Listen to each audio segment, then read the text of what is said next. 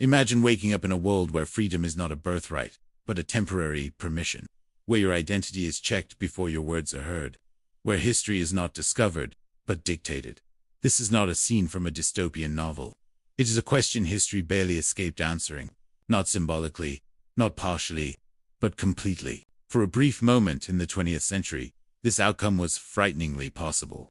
By 1941, Nazi Germany had crushed France in weeks, dominated most of Europe, pushed deep into the Soviet Union, and stood as the most powerful military force the world had ever seen. Britain stood isolated. America hesitated. The balance of history trembled. If just a few decisions had gone differently, the modern world would not resemble what we know today. This is not an attempt to glorify evil. It is an attempt to understand how fragile freedom truly was, and still is. In this alternate timeline, Britain is either defeated or forced into a humiliating peace. German submarines tighten their grip on the Atlantic. The Soviet Union collapses under relentless invasion, internal collapse, and starvation. The United States, delayed or divided, is unable to intervene in time. The Third Reich does not fall. It evolves. Europe ceases to be a collection of sovereign nations and becomes a single geopolitical organism controlled from Berlin. Borders exist only administratively. Power flows in one direction downward. Germany stands at the top, ruling directly or indirectly over the continent. Northern European populations deemed racially compatible are absorbed. Others are tolerated under strict control. Eastern Europe becomes something far darker, a colonial landmass stripped of rights, culture, and population. Democracy disappears. Parliaments are dissolved. Political parties are outlawed. Voting becomes meaningless, if it exists at all. Surveillance replaces participation. Loyalty replaces citizenship. France, once a cultural and political powerhouse, is reduced to an obedient state providing labor, industry, and reputation. The Netherlands, Belgium, and Scandinavia are folded into the German sphere, their identities slowly erased through indoctrination and education. Britain, if spared invasion, survives only in name. The monarchy might remain as a ceremonial relic, but real authority is held by a German-approved regime. The English language survives, but free expression does not. London becomes a controlled capital, not of empire, but of submission. The press no longer informs. It instructs. Education no longer questions. It conditions. To the east, the fate is unimaginably worse. In this world, the Soviet Union does not recover. Its cities fall. Its people starve. Its institutions collapse. But Nazi victory does not bring order, brings systematic destruction. Hitler believed Eastern Europe existed to serve Germany. Millions of Slavs are expelled, enslaved, or killed. Entire regions are cleared to make space for German settlers.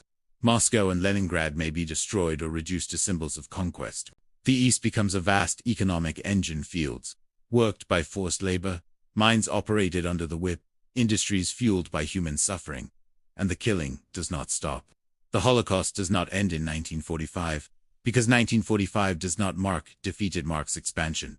Jews are hunted across continents. Refuge is impossible. Neutral countries no longer exist. Identification systems track ancestry, belief, and loyalty. Roma, disabled people, political dissidents, LGBTQ individuals, journalists, artists, entire communities vanish not in chaos, but with bureaucratic efficiency. Genocide becomes policy. Silence becomes survival. On a global scale, the world reorganizes itself according to Nazi racial hierarchy. Non-European populations are classified not as equal nations, but as resources. Africa becomes a battleground of exploitation. The Middle East becomes a strategic corridor. Asia becomes contested ground between rival empires. Colonialism returns in its most brutal form, stripped of even the illusion of civilizing purpose. Nations are not partners. They are suppliers. The idea of national self-determination disappears. What of the United States?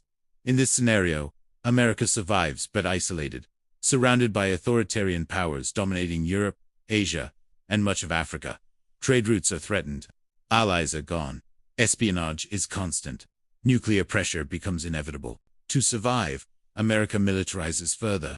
Civil liberties face restriction under perpetual emergency. Surveillance expands. Fear reshapes society. Democracy still exists but thinner, less confident, always on the defensive. In time, even America risks becoming what it fears. Technology advances rapidly but without ethical restraint. The Nazi regime was fascinated by science. Victory removes all limits. Human experimentation becomes normal. Medical ethics are abandoned. Genetic manipulation is pursued in the name of perfection. Surveillance technology evolves decades ahead of schedule. Science no longer serves humanity. Humanity exists to test science. Weapons development becomes obsessive. Biological weapons, psychological warfare, mind conditioning. Nothing is forbidden. Power matters more than consequence. There is no international law to stop it. There is no United Nations, no Geneva Conventions, no Universal Declaration of Human Rights. Law exists only to protect authority. Justice is not fairness, is obedience. Children are educated from birth into loyalty. Questioning is treated as weakness. Critical thinking is dangerous. History is rewritten continuously to glorify conquest and erase resistance. Art survives but only as propaganda. Music praises the state. Cinema glorifies war and obedience. Literature becomes ideological reinforcement. There is no space for rebellion, no room for ambiguity. Creativity is acceptable only if it serves power. Culture becomes a weapon. For those considered acceptable, daily life appears structured. Jobs exist. Society functions. Streets are orderly. But beneath the surface is fear. Neighbors watch neighbors. Words are chosen carefully. One mistake is enough. For everyone else, life is survival at best, suffering at worst. Forced labor camps supply the economy. Populations exist temporarily, valued only for production. Death is not dramatic, it is routine.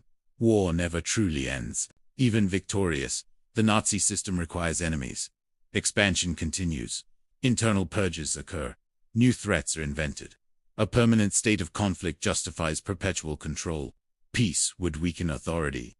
And perhaps the deepest damage is psychological. Generations grow up believing cruelty is normal, that obedience is morality, that equality is a lie. Once a world accepts these assumptions, reversing them becomes nearly impossible. This is the world that almost was. It did not arrive not by chance, but by resistance. Because soldiers fought when the odds were impossible. Because civilians resisted despite fear. Because alliances formed across culture and language.